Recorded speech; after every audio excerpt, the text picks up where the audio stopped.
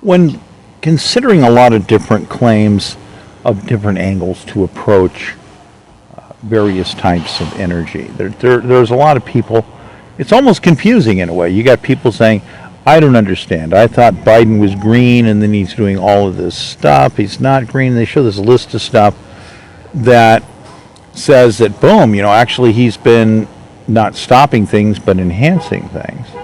And then you've got other people saying, no, they've been trying to shut down things on federal land and they can't do state land. And then we still have the understanding here to say, okay, well, is there a policy to curb back energy production or not? Because we need to put that on the table and look at that and say, what would this mean? If you curtail energy production, let's say of oil, what happens to the price of oil? What happens to the price of gasoline? So if you cut back 50% in production, isn't that going to make the price of gasoline go up? So we have to sit there and look at the logic of this and say, well, what are all these people talking about? Where is all this going? What is the logic? And from there the scope gets far more complicated, because now we have to look at a very complex situation. We have to look at technology in a very complex way. And we're talking, again, millions and millions of parts. This is just not a simple thing as people would necessarily see it. There's something, that you might suggest, and you could say we can make something and invent something new that could work. But we're not sure there's going to be an investment there. Now, years ago, I wanted the EPA to use the cleanup sites where they were burning materials to dramatically reduce the volume of material, which is they were basically getting rid of, reducing the size by 99%, pretty much, I believe is what it is. But they were also venting stuff out into the air, putting all these different chemicals. So with me, I was saying, how about let's do a solution and go just a little bit further. Let's capture all these fumes, let's capture this smoke, let's capture these chemicals, this horrible mixture of chemicals, and we'll basically tank it up. We're going to put it into containers and save it. Couldn't get anywhere with that at all. Nobody's like, it was costly. Well, that's more of an expense. We feel we're done here on this, that this kind of finishes things up and then we're done, and we just keep doing the same process. I'm saying, yeah, but you're cleaning up sites, but you're still putting them out into the air. This is still an output situation, and we have to ask ourselves, if it's a cleanup site, it's not the same thing as a priority production site. A priority production site has to deal with market tendencies. In other words, if the prices of things are going up, you have to increase production. You're liable to be asked, can you increase production? We need to levelize pricing. Otherwise this can become a serious problem. So a main production is very different than saying we're doing a cleanup site. This completely changes how we can calendar stuff, how we can work with stuff, times of day, everything. So my viewpoint was pretty much what I laid out previously, except I withheld some items. I really withheld a lot of items. And this is where it gets funny, because a lot of people, they didn't have a clue, and I didn't want to give away my hidden cards. I had hidden cards, I didn't want to give them away. So you have people that they just like, we feel we're done and we just want to do this. And I'm like, yeah, but you could take more time. You can deal with different processes. It's not as big of a problem if we have to pause a little bit to change out extra filters or, go through a couple extra processes, because it's not a priority emphasized production item directly tied to energy pricing. And, so I couldn't get anywhere with it. It's kind of a big, huge zero. Now, I'm going to give you the real quick rundown on the history of the hidden cards, my hidden cards. My hidden cards were, I tried to talk to people, I mean many, many decades ago, about types of waste in barrels and how to deal with things and what we could do. And a lot of people thought I was the big dreamer. You know, oh, you're following some of those other people. They want to put everything in these containers that'll last 3,000 years and they cost more. And that's just ridiculous to spend the extra money. And I'm like, well, I wouldn't say that that's actually it. However, I was really interested in different types of metallic metals. They were basically spending $600 a barrel to get rid of these things, and the barrels were not that longevous in my view. I mean, they were longevous enough, but in my view, we needed to add another 300 years or so to the longevity of those barrels. But also, I had an alternate plan, and nobody wanted to go with that either. The alternate plan was, my card said that I see these chemicals as being highly useful for other types of science, other new products. And, you know, I couldn't get anywhere. It was hard to get it, you know. And, you know, so what ends up happening is the metallic materials, you know, so you got this heavy water type waste item that has materials that end up, there's $600, boom, to pay to get rid of them. Then all of a sudden, you know, you fast forward and these things are worth $50 to $150 a barrel. Because now it's an additive to dramatically increase the PSI rating of concrete. If you want super PSI concrete, you infuse it with this stuff. You know, granted, I'm leaving out a couple things about filtering, and there's only certain things that you want, and then you end up with this other byproduct. You got to deal with that. But still, you know, I'm laying this out to understand that a product that I already knew, that a product that was controversially costing $600 to get rid of, and people didn't want to work with longevity in containers, was worth a small fortune.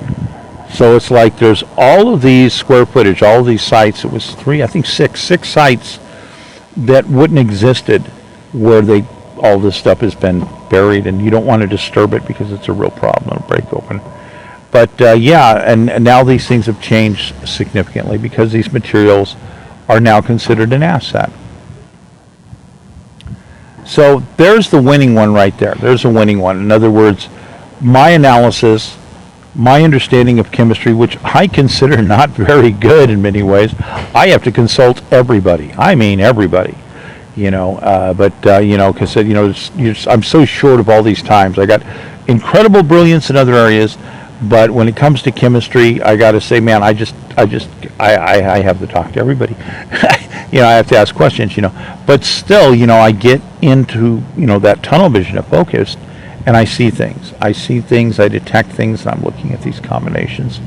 So, on the whole, there basically is a new rule of thumb that's hidden that virtually nobody understands. Waste products become different chemicals and chemical constructs, especially the more elaborate, the more different ways you have to go to work with those chemicals to do something different. So in other words, when you end up with constructs of 3,000 chemicals, 6,000 chemicals, you're really ending up with some incredible diversity of options. And someone looks at this and says, this stuff is, you know, this stuff is so toxic, it's mind-blowing. I didn't say that it wasn't, excuse me. I never said that it wasn't as it is in the state that it's in. But effectively, these types of chemicals have all kinds of new hidden aspects to be able to extract, change, convert, and do things. But here's the key. We're not necessarily ready for it today. That means we need to consider how long we're going to store it. Is it a longevous container? How longevous? Is it a container that we can compute and say, yeah, we can put it in this container for 30 years or 50 years and then pick it up and drop it right slip it right inside of another container and just rechange that clock? You know, there's a lot of different things. Or are we going to put it into a container that's going to last 300 years, guaranteed, or 600 years, guaranteed, or 1,000? You know, how are we going to have? What's the decision on this? So, yeah, obviously price is affected, and locations, storage, logistics, transport, distances, so forth, etc., all that. So, but still, there is a reality that chemicals that are a waste product inherently always become something else that's salvageable, something else that's usable. Remember, gasoline used to be a byproduct. Nobody knew what to do with it. They basically wanted oil, and they didn't know what to do with all this compressed, high flammable material. Oh, you can look upon it. Oh, gas, we do, but now it's a liquid, but what do we do with it? We got too much of this. So, yeah, so gasoline was a waste product. They were dumping it into the ground because they just wanted oil, many, many years back, before we had the engine science of today. So when you're working with all kinds of custom new ideas for composites and custom constructs, there's all these new options that start coming out. And as we have AI coming into play, AI is going to keep finding all of these new combinations as the new type of design modeling gets better and better. We have to work some stuff out, try it out, see how it really comes out. Is this going to work? And there's going to be changes, modifications, so forth, etc. But it's going to happen. So this basically means that a policy to say you have to realize that you want to put it in, everything goes into containers, and you have to figure this. Everything in those containers is going to go from a liability situation to an asset situation. It's going to convert from liability to asset. So you have to be able to get back after it. There is none of this business that you're going to put it someplace and leave it there forever and that's it, forever and always, you're done. No, it's an asset. It's going to be turned into an asset. Somehow somebody or something, computer's going to figure out what to do with it. So you need to say, no, don't disperse it into the air. Let's collect it properly, put it in containers, and we review the situation and calendar it, basically. Because it's going to turn into an asset. And understanding is very important, especially when you're talking about extremely complex chemical combinations, because more and more of those will also become associated with custom electronics, with defense-related items. You can end up coming up with custom components that become essential to working with other chemical components. You're going to make some kind of new armor or something, and you just got to have this. So, yeah, so that's important. I'm going to move on to the next one here and deal with some of these other problems. We have a fire problem that is mind-boggling. It's just not going away. And it's in Canada. They have the same problem. It's just not going away. And you have all these firefighters. It's like 24/7, constantly making, working, and saying, we need to address this. This needs to be done. This needs to be done. And you have lots and lots of companies working on all kinds of different solutions, all kinds of different gadgets. It's really a moving, flowing technology area. It's mind-boggling in many ways. And so you have all this stuff happening, and you got everything you can imagine. You got drones, you got this or that. So, but overall, we've got a lot of problems we need to review and resort. So if we look at environmental aspects, there's a wide array of things in the environmental aspects that we have to understand. So people will talk about, well, they just wanted to leave things on the ground, fall naturally, and let them go. This ended up becoming a disease problem, and you ended up with more trees dying faster. Ergo, you ended up with more remote wood rotting on the ground, instead of allowing people to collect it and utilize it. And now keep in mind, there is a certain amount of collection that's already, that's always allowed. There's a certain amount of wood taking that's allowed. There's a certain amount of cutting that's allowed, because people want good firewood. But there were people that wanted to go into other areas and remove fallen. And they were being told, no, our policy is this. Turns out that backfired. It actually backfired. Bad problems. We lost extra forest, substantial amounts of extra. We had extra extra rotting, extra drying. We lost moisture in our forest. And then when fires came, boom, extra problem, more explosive, more problem. So that policy turns out that it's not actually necessarily right. And we're going back and forth again and again between these various ideas. And here's the thing, you have to understand the complexity of green.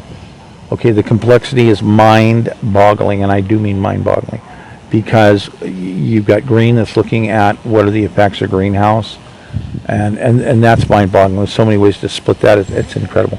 So each area, there's all these tiered category areas.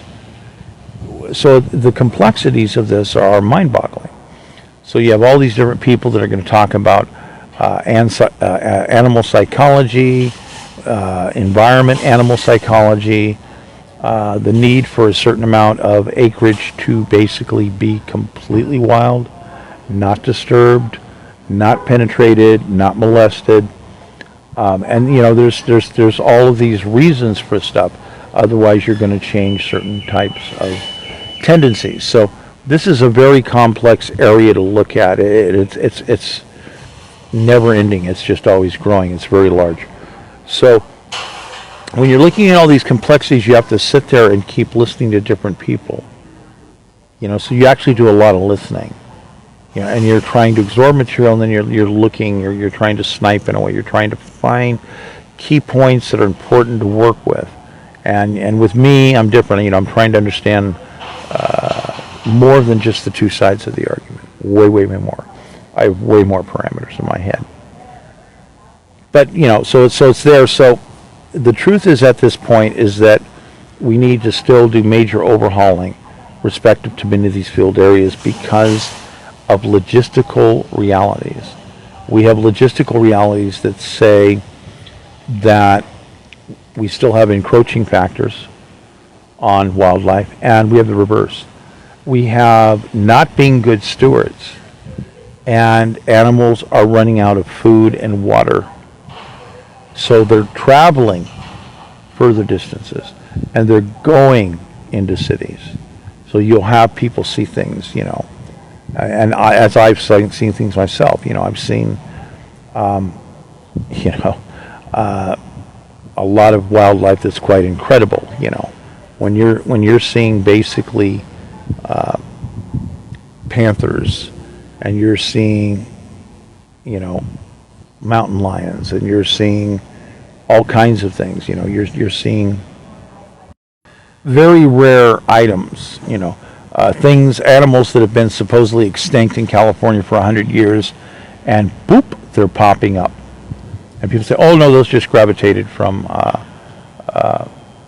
Arizona or Mexico.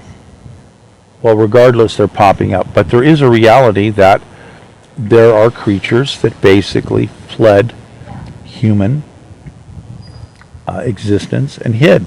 And they bred, and they stayed small, and they still exist. They still exist. You know, so this is important because they change their mindsets, the environment changes, they have to start moving again.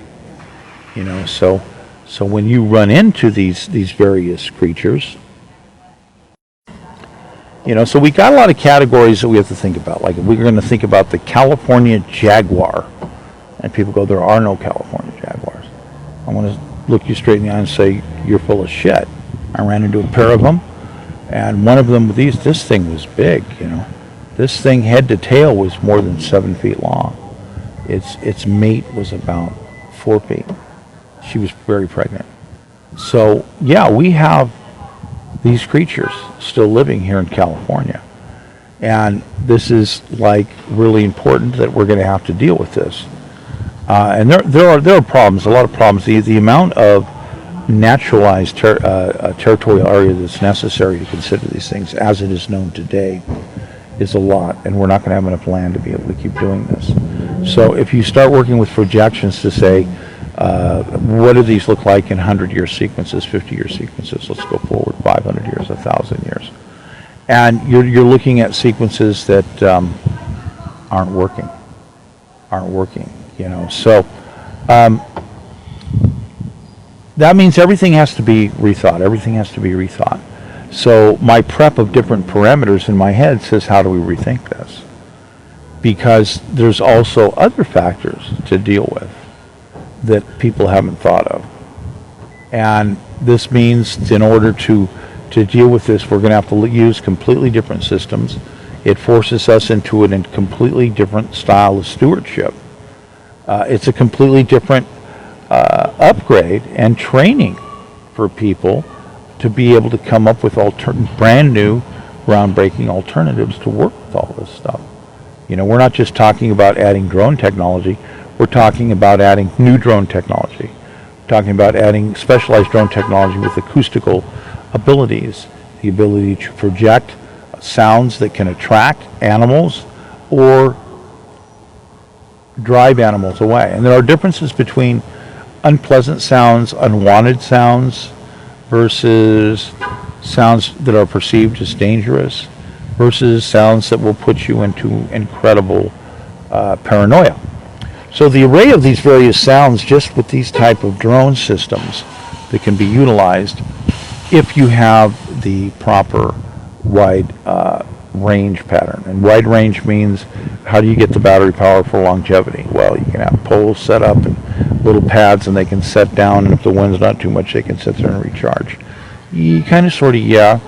Or you can bite the bullet and say, we want a 13 sleeve multi-baffled container with this tiny minute thing that's the size small, that's smaller than a lead pencil head, that basically is nuclear material.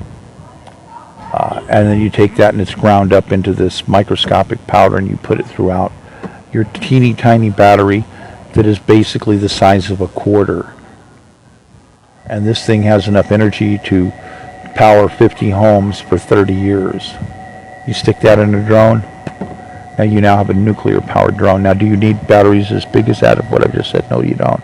You can make them much smaller, much smaller. You can get the price down significantly. So you end up having batteries that have so many layers in the baffling that they could be right in the middle of the big fire, completely burn up, and the casing is not going to be breached. Ain't going to happen.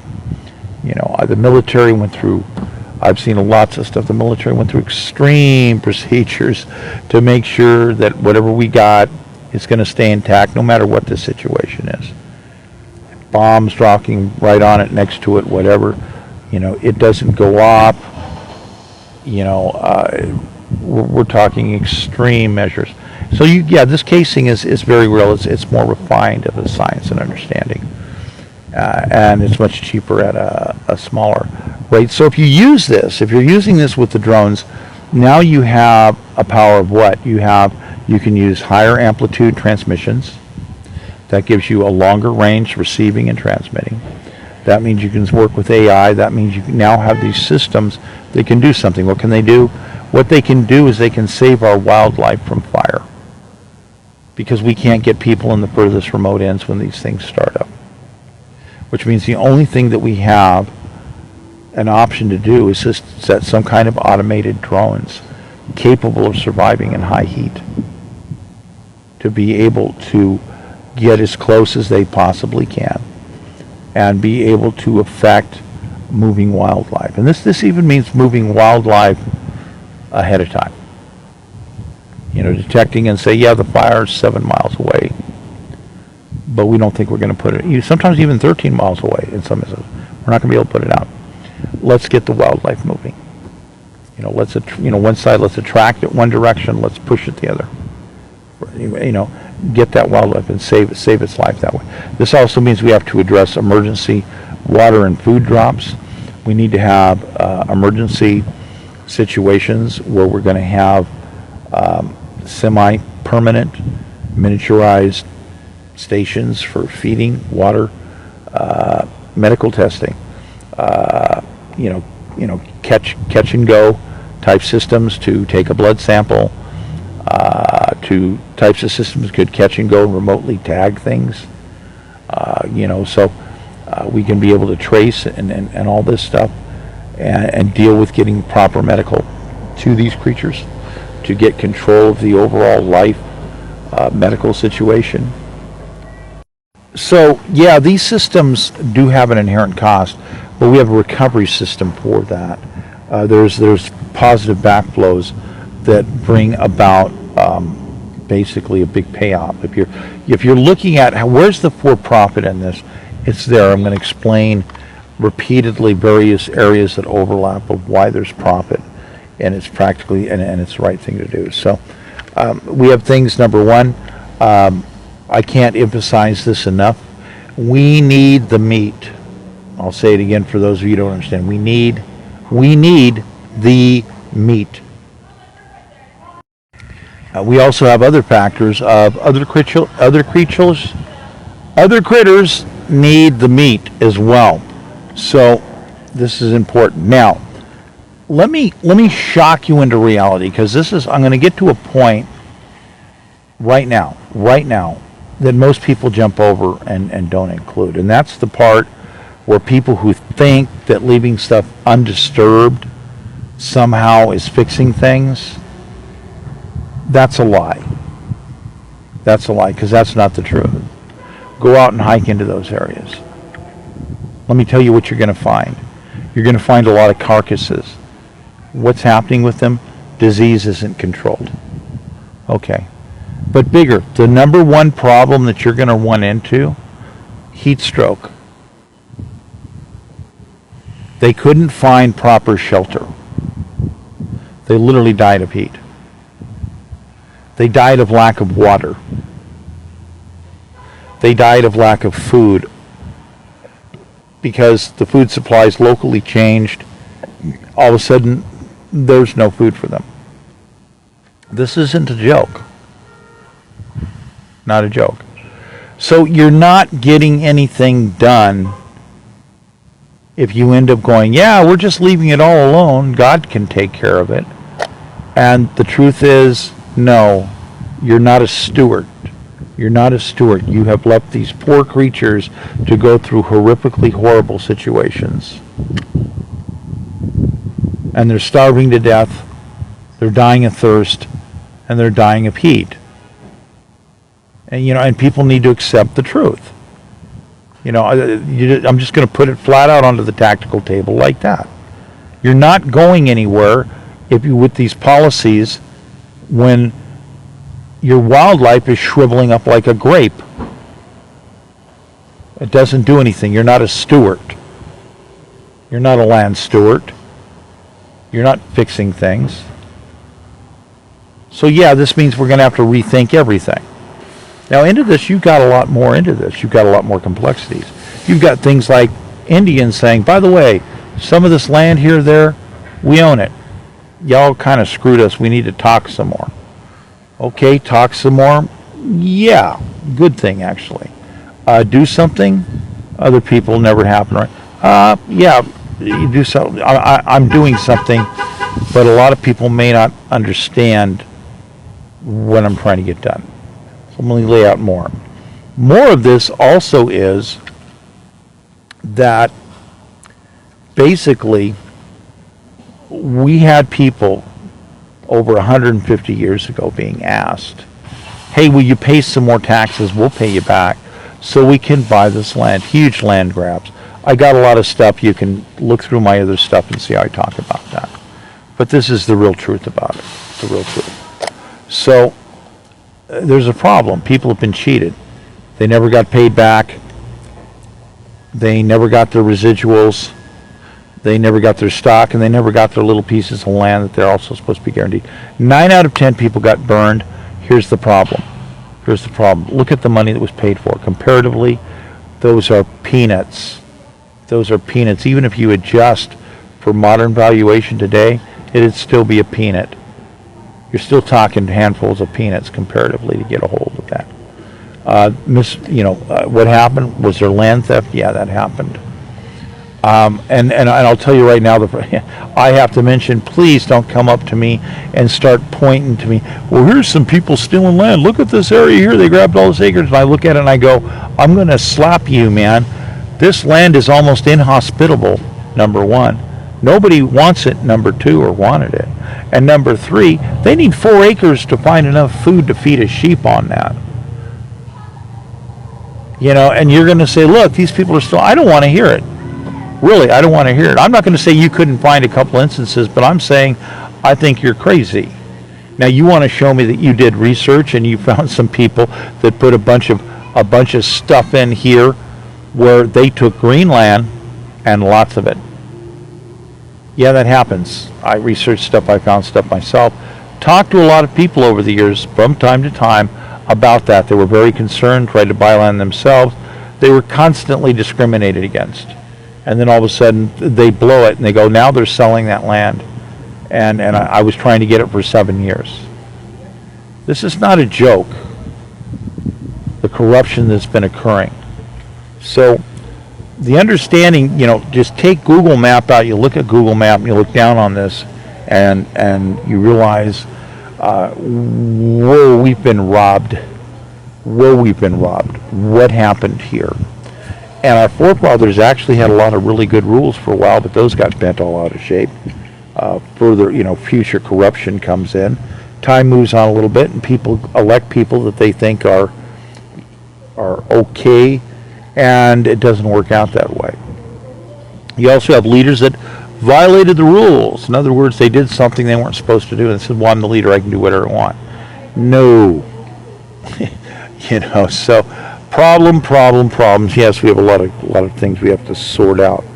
So when you're looking at these numbers, these are mind-boggling numbers, you know, and then you have all this different discrimination. You know, we do not have a consistent plan that says, like my plan to say, yeah, we're going to guarantee every citizen to be able to build their home with their own hands. You're a super vested citizen. One of your members of your family goes back 150 years or more. You have multiple vestation. You're going to have things like, yeah, members of the family served in the military. Members that, you know, go all the way back. They contributed financially into this deal. There was supposed to be stock, residuals, small land rights. Didn't happen. Okay, yeah, people got robbed. So restoring land rights and restoring lands has to occur. There's no way around it. And you look at Google Maps, you look at these vast areas of land, and it's horrible. It's horrible. You have to be able to redistribute land. But here's the key. If you got to become a steward. Are you a steward? Are you full of shit, or are you a steward? Well, you have to be prepared to be a steward. There's a lot of complexities with that. Now, there's land areas. You know, I could sit there and tell you, by the way, I have a little tiny bit of Indian blood in me, a little bit of Indian blood. And so that means I can do the old Indian rock trick, okay? So, yeah, the understanding here that Indians are different. There's some variances between the tribes. And, you know, kind of sort of some of the stuff that I was told is, you don't own land, land owns you. The land's more longevity, so it's kind of a ridiculous concept. But you know, you still have to have certain lands that you have the right to visit and move, and seasonal. It's a seasonal thing. You move around because it makes sense, because you don't want to shrivel up like a grape and die. That's why you move around. And but if I jump forward on a lot of this, you know, the concept, basically a lot of Indians were not greedy. They didn't necessarily mind sharing if you played by stewardship rules. Can you play by stewardship rules? Do you have a clue even close to what they might be? You know, things like, yeah, you don't shoot all these buffalo just to take their pelts and leave them there to rot. No. You're only going to hunt for meat, and only meat you can use. You know, and then where's the stewardship part? Oh, well, you're going to stay around, and some of you are going to see what's going on with this. You have to provide for them. Oh, they're not going to have enough water. Oh, that means you have to figure out to make sure that you're going to get some water for them. Hi, welcome to stewardship. Hello. You know, so this is something that people need to understand. There's way more to this than you might think. And in modern versions, we're going to put a lot more into it. So, personally, I think myself, and I'm sure that there's got to be other Indians, that it's not a big deal if people are going to be stewards and they want to have a little bit of land themselves. It's not a violation. So if we say, how about we treat everybody that has all the super vested people, all those people have at least one or more families, go back 150 years, and say, yeah, we have to analyze what you got. Oh, you were one of those people out of 10 that got big compensation. I'm sorry, we can't help you. You done got your cookies. Oh, you're one of the 9 out of 10 people that got burned. Oh, yeah, this is part of what this is about. We're going to have to get things compensated and get it going. That means guaranteed new home construction loans. Even if you don't have a job. You don't have a job, perfect. You know what that means? You have time available. You could build faster than somebody else. So this is going to do good, because 30 cents on the dollar differential between wholesale versus retail, this is going to come out good. The government prints 30% on that. Guaranteed. We'll talk more about the back toes on that later. It's fantastically large. Fantastically large. Build a $300,000 home, 90 grand. The government's going to print 90 grand. It's always been this way. They might try to lie to you, and then I'd have to go through this long series of things to explain how they do that and calculate it, and then they do it. Yeah. So this business about never-ending new taxes, I'm sorry, I don't agree. No, we don't need never-ending new taxes. First of all, we need the assets restored to people that were involved in the business deal to begin with. Stop the theft. I hope that makes sense to some of you. Stop the ripoff. Now, what about the stock? We're going to have to sit down. That's going to get a little complicated. We're going to have to issue the stock. What about the residuals? Oh, well, yeah, look at this. We got Alaska, Louisiana, all of these land purchases, all these deals, and there was supposed to be residuals. All the development was supposed to have a cut. There were supposed to be cuts for you. Did you get a cut when somebody did a successful mineral site? Is there a cut for you? Gee, nobody here says, yeah, there's very few people actually get a cut. It's kind of weird. Most of you are cheated. Now, where's the money going? Oh, the government's taking it straight off and spending it. Wrong. That's a ripoff. No. Money goes to the people first. They're the partners. They're the investors. What's going to happen? Oh, they're going to spend money. They spend money, taxes get collected. Stimulus. Now it works out more of an imbalance to localized taxes. But see, you get to spend it. Now, if we did that on everything times the original shares we were supposed to have, or just prior to the year 2000, the average citizen of this country would have been collecting, I think I computed, $93,000 a year. $93,000 from residuals. And that's these teeny weeny tiny increments that mostly the government was just taking for themselves. Because the government takes it and squanders it. If they give you your cut to begin with, many people are going to buy products. That means that somehow it translates out into jobs.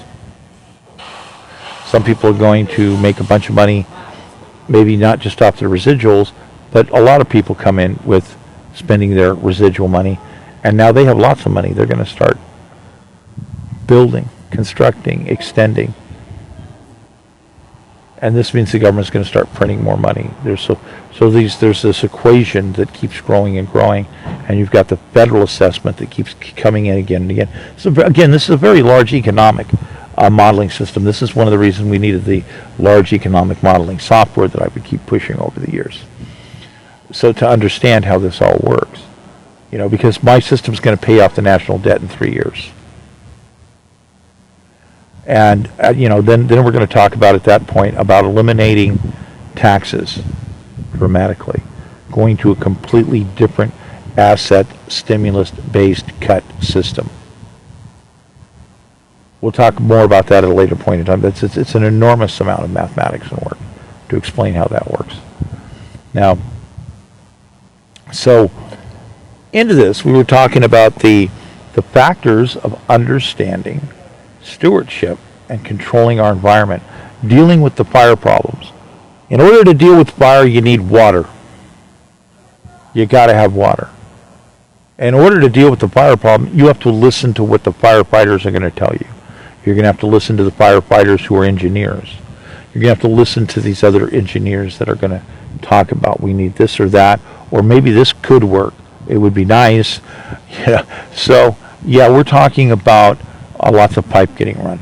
We're talking about miniature lakes getting made. We're talking about flumes. We're talking about water development. So I talk a lot about that. I talk about the Arkansas, Mississippi, $12,000 a year getting made by Arkansans as a cut for selling water, as a cut for selling water that's flooding, that's drowning people that they don't need to begin with. That happens to be destroying part of the Gulf because it's too much flooding in there. So yeah, we have to manage this. It's a large investment, but it comes out. It comes out. We can restore the salmon. $4 billion a year industry back just prior to World War II, going into World War II. Today that'd be a $40 billion industry. It was wiped out. We were in a hurry to make power. We needed power. War was coming. We needed power. And people said, this is too many power plants. This is crazy. And then all of a sudden, boop, oh, we're at war. Everybody shut up. I said, oh, aren't we lucky we got all this power? Wow. Okay, but now we can rethink everything. We can use AI. We can restore salmon in ways that are so creative it's mind-boggling. Well, those are expensive sets of engineering. Okay, what part about $40 billion a year times 10 years is $400 billion is not understood. That's a lot of territory. Yeah, we can make a lot of real fancy fish lift systems and elevators and stuff like that. We can do a whole lot of stuff like that. Number one, we need the meat. Let me say that again for those of you who might be slow. We need the meat. We had 14 million people come into the country last year. We've got over 36 million people that have showed up in the last 3 years. Okay, in 6 more years, where are we getting the over 100 million cows from? Let me explain this very simply, logically, looking at the map. We need the meat. So, no bullshit. What are we going to do? We're going to have to give money to people. They're going to tell us what they need. We're going to have to pay for it. We're going to have to give them money. We can't sit around forever and always and do nothing. We're going to have to give people money to get the job done. We can't play games with this. Why? We have to be stewards. Why? We're going to need the meat. Okay? Now, we're going to go back into some different stewardship here. There's a lot of areas where the type of settlements, different type of little settlements and construction, we're going to need different types of people. And you're going to have to be able to make some sacrifices and say, okay, we need people, we want it to be a quiet area because we have an extreme remote situation and we have to get everything managed first before we can decide how much extra animals there's going to be to hunt. We have to get a hold of this, and that means we have to have people that are reasonable, quiet, skill set, ready to interface, deal with the massive complexities, the massive learning system. Excuse me, let me say this again for the slow people. The massive learning system that's going to have to take place as we're going to start experimenting with these new systems, and we're going to have to start coming up with new types of creative housing. There's going to be a lot of remote drone stuff. We're talking camo drones, we're talking silent drones, we're talking all types of different situations where we're going to have to be stewards, and we're going to need brainy people to be able to deal with this.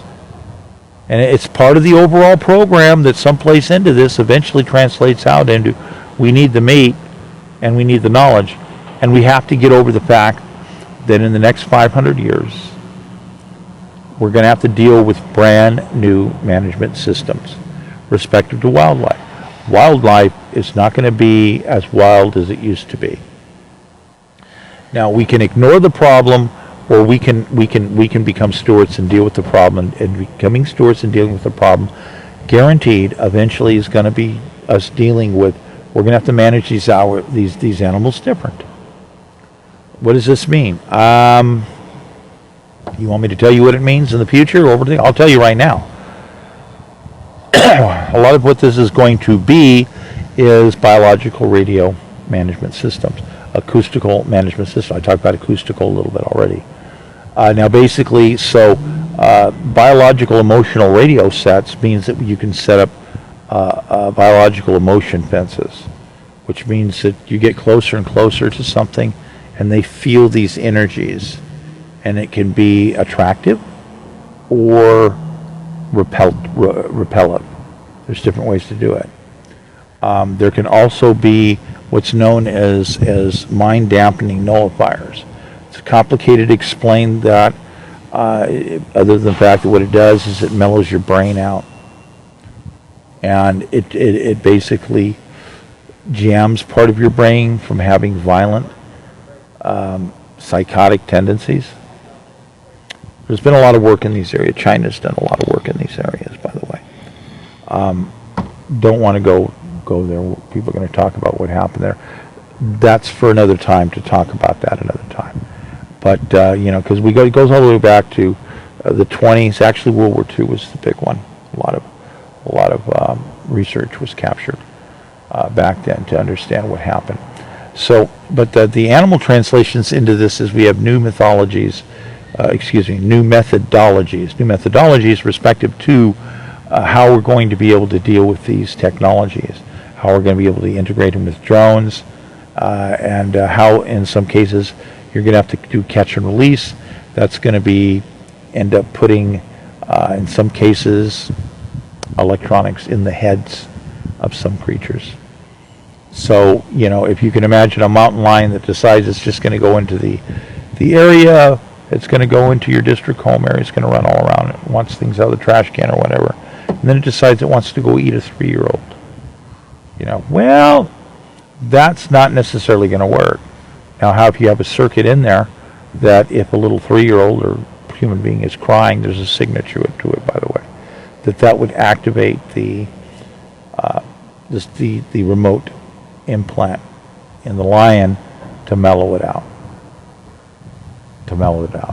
So what are you going to do right now? You're saving the life of the child. You just mellowed out the animal. You just saved the life of the animal too. So if we sit down and we begin the long series of discussions of stewardship and animal management to guarantee that we don't end up with extinct species, and accept the fact that we might have to accept some of these other options. And what are these options going to be? There's a lot of work that has to be done.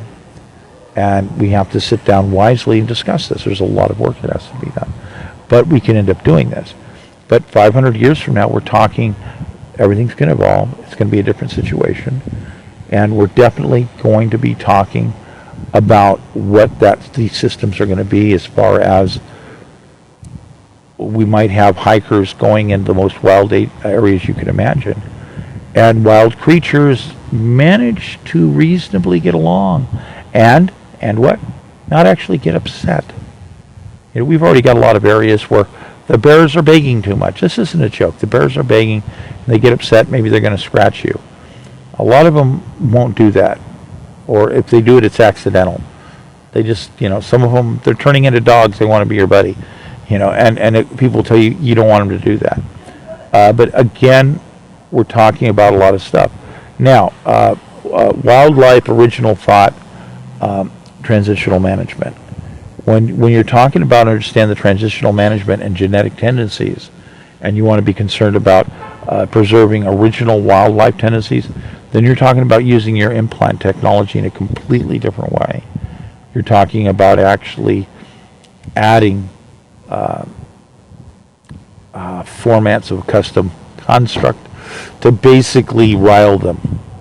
We're going to make you psychotic. We're going to make you think erratically. We're going to transmit signature patterns to genetically keep you stable. instead of having your biological radio continuous reflection showing a tendency of another direction, which is going to cause a genetic mutation change. So again, these are deep things to talk about. There's a lot of work that has to be talked about these different areas. And but we can do this. We can become stewards. We can realize that there is a lot of different ways that we can do things. And then we can also harvest and retransmit the emotions. We can understand more about these animals while we leave them in a completely born-free state. We just have to understand more about technology, more about medical sciences, more about this, that, and the other thing, and realize that we have to be stewards. And we have to look about what is the 500,000-year thing going to look like. And we better understand what that looks like. Because now is the time, right now is the time when we need to sit down as stewards and say, what are we going to do right now to understand how we're going to have that effect translate into what? What does it translate out into 500 years from now? Because we're here right now. So stewardship. It's a big problem.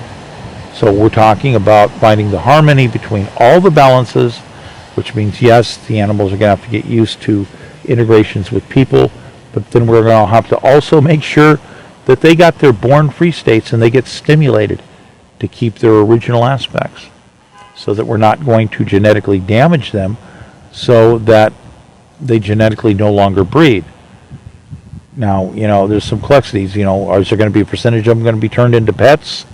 How are we going to work this? This has to be talked about, and then you have certain types of creatures that, they fall in the category where we need the meat. I'm sorry, but this is reality. We have to look at this. So at this point, I've got plenty of time now. We're 52 minutes. I've got to bring this to a close. So there's a lot more to cover in these areas to become better stewards.